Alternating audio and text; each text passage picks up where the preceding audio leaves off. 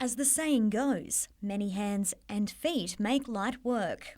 Around 60 Ironbark Hill Wine Club members turned out this morning to pick grapes for their own limited release wine. It's harvest time in the vintage, so this time we're getting everyone down here, see if they can experience it, see what the Hunter Valley's really like. In a year's time, they'll receive the fruits of their labour, although some may have to cellar it until they reach drinking age. Given the competitive nature of the Australian wine market, boutique wineries are finding they need to develop different strategies if they want to stand out from the crowd. It's really hard for us smaller players to get into the restaurants and the bottle shops. You even notice in Newcastle, right at the doorstep of the Hunter Valley, sometimes you can't find Hunter Valley wine. And it's not the only problem facing the 250-odd operators in the region. With big-name concert events now a regular occurrence in the Hunter Valley, it would be easy to assume vineyards are raking in the money, but they can have a less than desirable side effect for smaller producers. And people are coming out and filling up the accommodation in the valley, which is brilliant for all the other tourist providers. But a lot of times people have spent a lot of money on their tickets and they don't have the time or the money to come into the cellar doors afterwards and try the wine.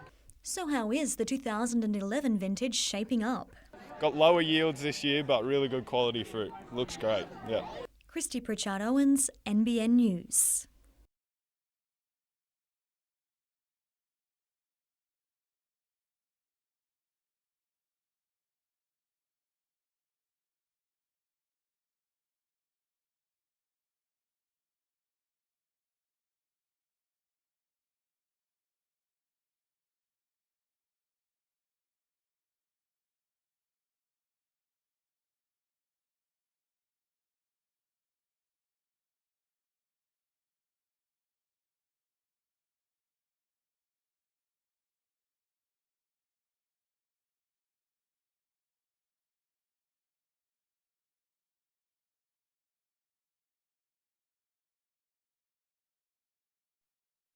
All smiles today, and why not? Last year, Kurt Gidley hobbled through the same airport with a knee injury that later cost him the first 7 rounds of the season. 12 months on, and it really was an all-star experience. I think I was one of the happiest guys at the end of the game. Good result in the end for us this year. Better result for myself finishing the game and a good week all round. Akila Yoate was still flying high after mixing with some of his own heroes all week before setting his own name up in lights. Leaving the Origin hopeful only keener for bigger things this season. Playing last night, and I had a couple of runs and, get my confidence up and I'm looking forward to the start of the season. Can't wait to get out there. As for who might be coming next year, Origin forwards Tom Leroy-Lars and Cade Snowden are reportedly in the Knights' sights, and the skipper is keeping a close eye on that too. Those two guys, they're big, they're powerful, they're strong, so that sort of talk sounds good to me and I'd love to have them involved in the club. A Knights junior, Snowden wants to return home, but with the Sharks circling tomorrow in order to retain him, the Knights may have to move fast.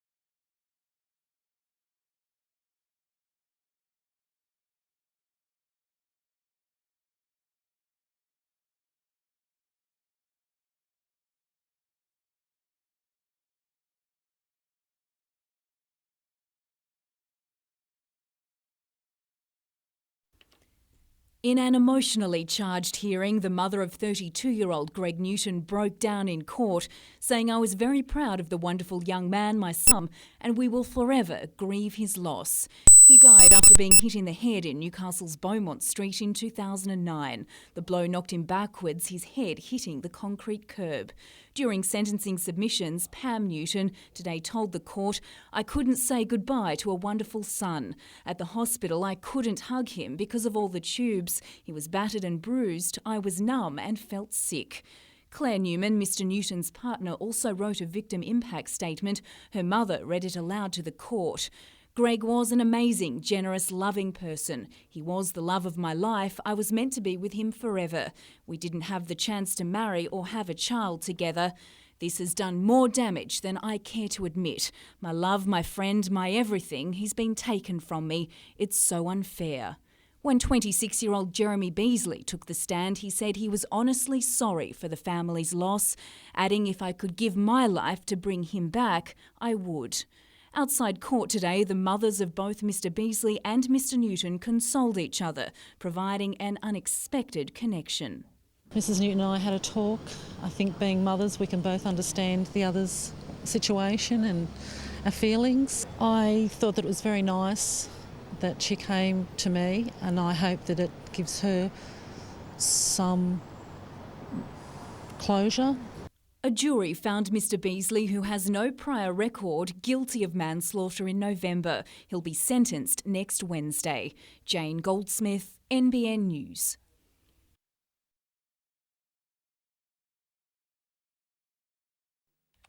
Customer relations are hardly good. Councils owed money. The sum stacks up to $50,000, but its client, the state government, isn't paying. You've really got to raise your eyebrows and really question what is going on here. This council-owned building has been home to the Raymond Terrace Community Health Centre since 1993, but Hunter New England Health hasn't paid rent for 12 years, a point Port Stephens Council only discovered last month. It's saying that we're not managing our organisation as well as we should be. Regardless, some say it's now time to pay up. They're basically squatting. If that was a private building, I'm sure the owner would really have something to say about it. Council has given Hunter New England Health until March 7 to come to the table or get out. The Health Service is now seeking legal advice. Does Council need the cash, do you think?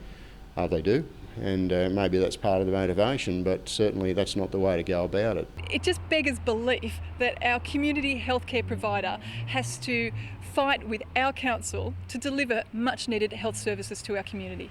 The ratepayers of Port Stephens and other tenants in that building are subsidising the New South Wales State Government. Nat Wallace, NBN News. The Empire's story has been one of sad, slow decline, but today a turning point as the demolition hit top speed.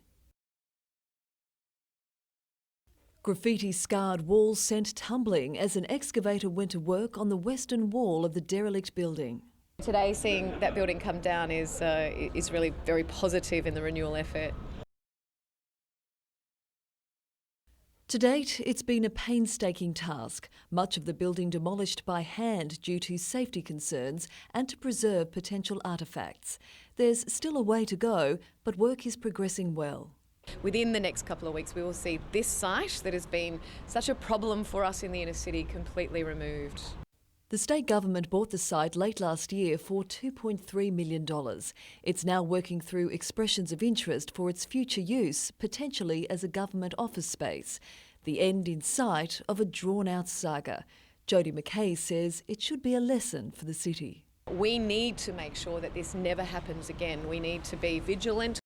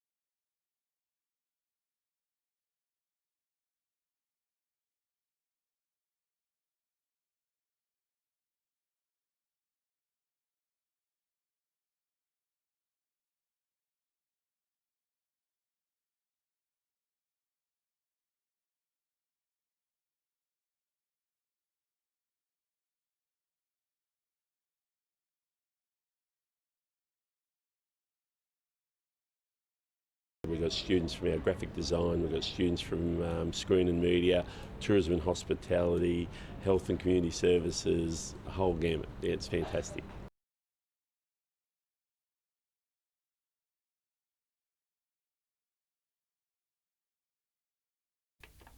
Florists have it all wrapped up. Valentine's Day, a real money spinner, with 300,000 roses sold across the state. Flat out, it's pretty big, much our biggest day of the year, other than Mother's Day, so, hopefully it keeps going. When I finish TAFE this afternoon, race back to her before I start work later on tonight. Hopefully might surprise her a little bit. Newcastle couple Vincento and Buffy will now have 2 reasons to celebrate on February 14. The pair, who met on a cruise ship, were married at the registry in Hamilton this afternoon. We had our first date in Venice about 2.5 years ago, so we thought that, St. Valentine's Day would be quite appropriate. And the Anglican Church at Mayfield was feeling the love, or perhaps the lack of it, today offering cut-price weddings for the remainder of 2011, while those without a special someone on Valentine's Day had 1 minute to find them. 100 singles trying their luck with speed dating as part of a radio promotion. Lauren Bladwell, NBN News.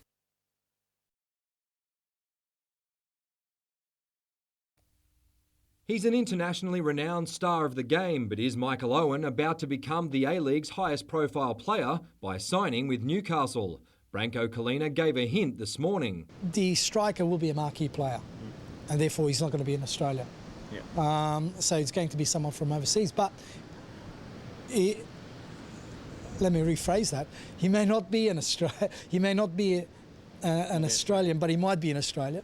As for the rest of the squad, the coach wouldn't confirm whether leading goalscorer Sasho Petrovski will be released. Replacing Lubo Milicevic in the backline is a priority, despite late-season efforts from Taylor Regan and Sam Galloway.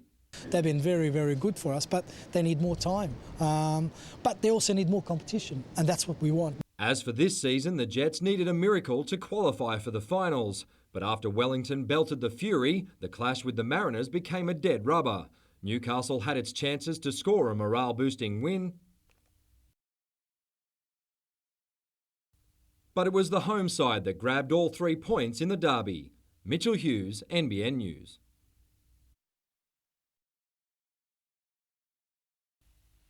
The Fijian side was in fine voice before kick-off, but it was the Knights doing all the dancing. Playing against a side he captained at the World Cup, Wes Nagama was heavily involved early. Making his debut in red and blue, Bo Henry enhanced his chances of earning a place in first grade this season, scoring 1 try and setting up 2 others in the first half. The Jets would be thankful they won't play on this surface anytime soon, with the heavy traffic wreaking havoc.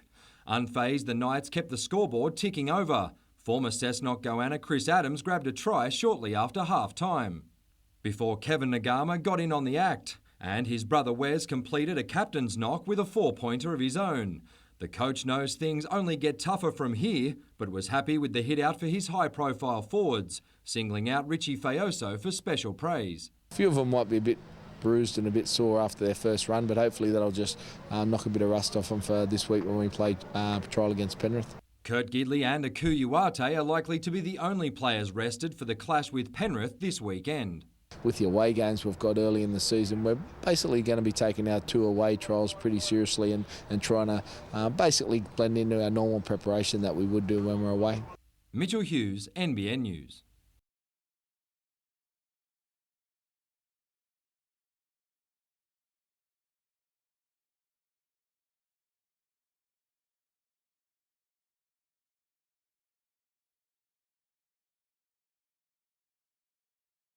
It's a great opportunity for Port Stephens. We had to bid for this regatta against many of the other states in Australia, including Sydney. And the reaction from all the competitors was, well, we'd like to come back and do it all over again next year.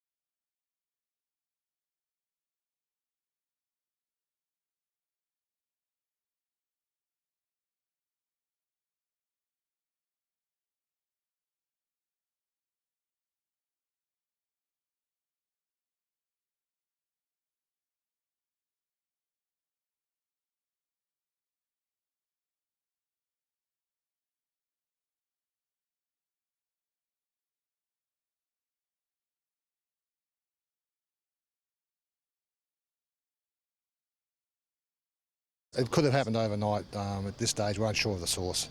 We have had fairly heavy rain. Could have been washed in off the roadway. We're not sure.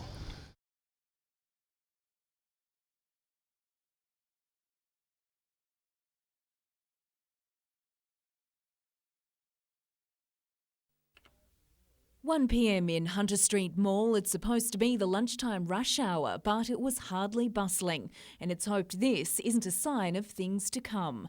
Jodie Morris, the owner of a new maternity and baby store, says some days she doesn't make a cent. It's very quiet. I've definitely noticed the drop since David Jones has closed. The owner of this juice bar told NBN News profits have dropped 50% in the last 2 weeks, but others say they're faring well. It hasn't affected me at all. The regulars are still going to come in here. From next Monday, the blacked out windows of David Jones will be transformed into bright promotional displays. And those displays will be of other businesses that are in the mall. An advertising campaign for local retailers is also planned. In the meantime, the building and the rest of GPT's 7 other parcels of land in the mall are all on the market, totalling 18,000 square metres. GPT says it's met with a range of interested proponents and an announcement is expected towards the middle of the year. It's also after a new tenant for the historic DJ site. If all else fails, we have a thought about forming an emporium in the ground floor area only. But it may not come to that. There's speculation mining magnate Nathan Tinkler may again save the day, with reports Buildev Group has shown interest in all of GPT's city land holdings. Jane Goldsmith, NBN News.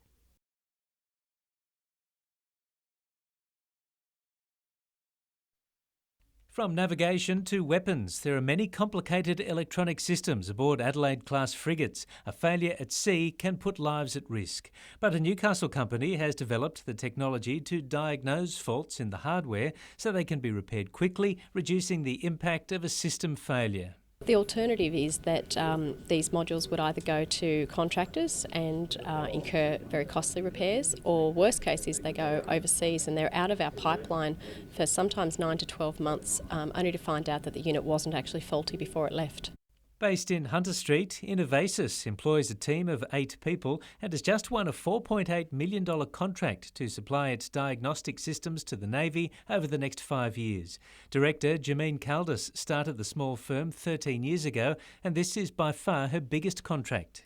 It enables us to provide skilled labour positions within the Hunter, and we're also very proud of being able to contract directly with Defence as a small business. To see a small company break through against national competition and win this contract is a real exciting opportunity, and I think an example to the rest of Newcastle that they can make it as well.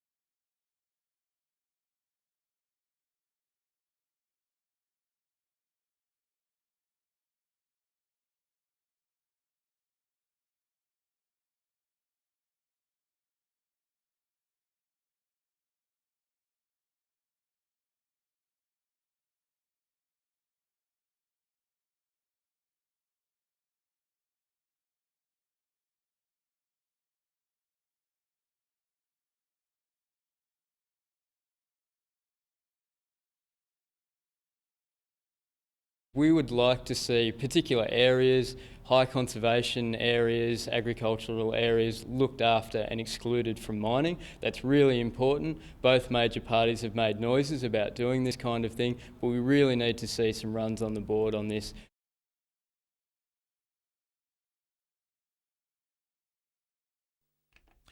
Professor Les White knows only too well what these children will face on the road to recovery. Visiting John Hunter Children's Hospital today, the state's chief paediatrician outlined his vision to improve the way young patients are cared for.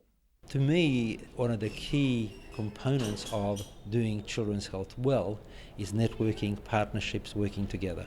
Newcastle professor Trish Davidson agrees. We need to work with our partners, Sydney Children's Hospital and Children's Hospital Westmead, to make sure that whether you have something rare or something common, every family can get best care. and Ms Davidson says such stronger ties could develop within 6 months. Another individual working to provide the best care for children is occupational therapist and autism specialist Diana Henry. The American is here to discuss early intervention strategies available to parents and teachers, as well as the misdiagnosis of autism disorders. There are a lot of different reasons why children have challenges at home, at school, with language, social, as well as academics and motor kinds of things. And what we're interested in looking at is there a sensory piece to the puzzle? Tyson Cottrell, NBN News.